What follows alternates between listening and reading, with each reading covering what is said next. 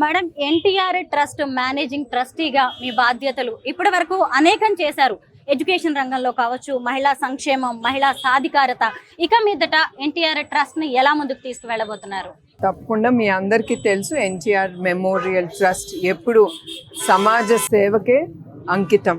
ఏది అవసరమో మేము ఆలోచించి మాకు అనిపిస్తే అది ఉపయోగపడుతుంది అన్నప్పుడు మేము తప్పకుండా అది మేము ముందుకు తీసుకెళ్తున్నాం. మీకు తెలిసినట్టే మాకు స్కూల్ మేము ప్రాఫిట్స్ చేస్తున్నప్పుడు మాకు ఈ చల్లపల్లికి, ఈ ఆర్ఫనేజ్ పిల్లలకి, పేద పిల్లలకి అవసరపడుతుందని అట్లా చల్లపల్లి స్కూల్ అనేది ప్రారంభించాం. అట్లానే 4 బ్లడ్ బ్యాంక్స్ మేము ప్రారంభించినప్పుడు థాలసీమియా చిల్డ్రన్కి ఇది ఉపయోగపడుతుందని అప్పుడు మాకు తట్టి థాలసీమియాతో బాధపడుతున్న పిల్లలకి మేము ఫ్రీ బ్లడ్ ట్రాన్స్ఫ్యూషన్ కానీ మెడికేషన్ కానీ అందజేస్తాం.